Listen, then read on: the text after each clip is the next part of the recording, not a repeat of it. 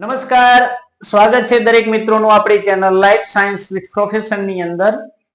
Photosynthesis ની અંદર ચક્રીય અને અચક્રીય ફોટોફોસ્ફોરાયલેશન. ફોસ્ફોરાયલેશન નો મતલબ શું થાય કે એડીપી સાથે ફોસ્ફેટ જોડાય, શું બનાવે?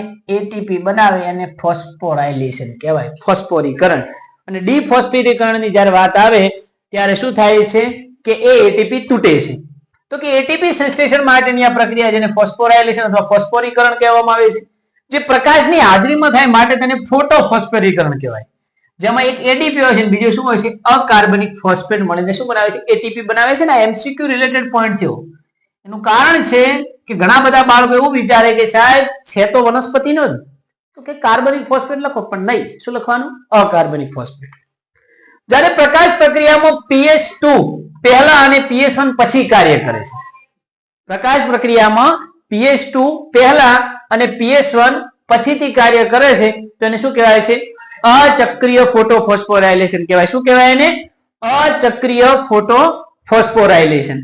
કેમ કે કારણ કે અચક્રીય ફોટોફોસ્ફોરાયલેશનમાં શું થાય છે તો આપણે ભણી ચૂક્યા છીએ કે સૌપ્રથમ PS2 છે શું મેળવે છે? ઇલેક્ટ્રોન મેળવે છે. એ કોને આપે છે? એટલે બીજાણુ ગ્રાહકને આપે છે. બીજાણુ ગ્રાહક છે ઇલેક્ટ્રોન પરિવહન તંત્ર દ્વારા કોને આપે છે? PS1 ને આપે છે. પણ અચક્રીય ચક્રીય ફોટોફોસ્ફોરાયલેશન ની વાત કરવામાં આવે છે, આપણે હવે જોવાનું છે, જે કોઈને આપતો નથી. દાખલા તરીકે પ્રકાશ દ્વારા જે ઇલેક્ટ્રોન આવે, ક્લોરોફિલ P700 માં એક્સેપ્ટ થયો, ઇલેક્ટ્રોન ગ્રાહકને PS1 ને, અને આવી રીતે શું થાય છે? ટ્રાન્સફર થયા કરે છે. રેડી? અચક્રીય ફોટોફોસ્ફોરાયલેશન કેવું બનતું હતું? ઝેડ સ્કીમ બનતું હતું, જે ઓલરેડી આપણે જોઈ ચૂક્યા છીએ. જેમાં એક એટીપી ને એક શું બનતું હતું? NADPH બનતું હતું. જ્યારે PS1 એક ક્રિયાશીલ હોય છે, તે ઇલેક્ટ્રોન ટ્રાન્સફર સિસ્ટમમાં શું હોય છે? ફરતો જોવા મળે છે. કે જો એને શું જોવા મળે છે? ફરતો જોવા મળે છે. સૌપ્રથમ શું આવ્યો? ક્લોરોફિલ P700 ઇલેક્ટ્રોન ગ્રાહક PS1 ની અંદર ઇલેક્ટ્રોન ટ્રાન્સફર, સતત આ પ્રક્રિયા ત્યાં થતી રહે છે. હવે થાય છે શું કે આ પ્રકારની સંભાવિતા ક્યારે જોવા મળે છે કે જ્યારે પ્રક્રિયા ક્યાં થતી હોય? સ્ટ્રોમા લેમેલીમાં થતી હોય, એટલે કે આંતરગ્રેનમ પટલમાં થતી હોય. ક્યાં થતું હોય? આંતરગ્રેનમ પટલની અંદર પ્રક્રિયા થતી હોય. અને આ આંતરગ્રેનમ પટલમાં થતી પ્રક્રિયા હોય તો જેની અંદર શું કહેવા માંગે છે કે જે NADP રિડક્ટેઝ, જે ઉત્સેચક છે, જે કોના નિર્માણ માટે જવાબદાર છે? NADPH ના નિર્માણ માટે જવાબદાર છે. અને PS2 એ બંને ક્યાં જોવા મળે છે? ગ્રાના તંત્રમાં જોવા મળે છે. પણ જો PS1 છે આંતરગ્રેનમ પટલમાં જોવા મળે તો પ્રક્રિયા ક્યાં થશે? ખાલી ચક્રીય ફોટોફોસ્ફોરાયલેશન થશે. એટલે કે શું કહેવા માંગે છે કે ગ્રેના પટલમાં PS1 અને PS2 બંને હાજર હોય, જ્યારે સ્ટ્રોમા લેમેલી એટલે કે આંતરગ્રેનમ પટલમાં PS2 અને NADP રિડક્ટેઝ હોતા નથી. જેના કારણે શું થાય છે? આ પ્રક્રિયા સતત સાયક્લિક ઝોનમાં જોવા મળે. કેવી જોવા મળે છે? સાયક્લિક જોવા મળે, એટલે કે ચક્રીય જોવા મળે છે.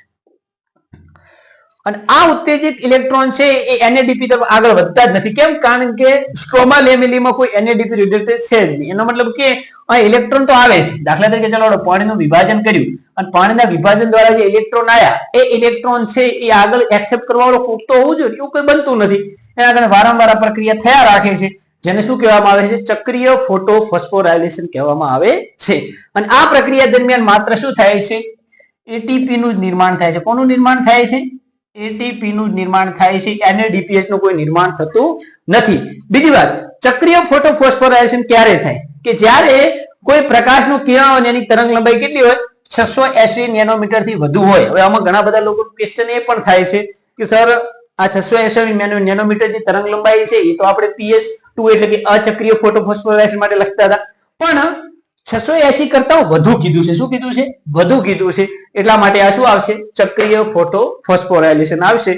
તો આઈ હોપ કે તમને આ ચક્રીય અને અચક્રીયમાં બહુ સારી રીતે સમજાઈ ગયું છે. જય હિન્દ.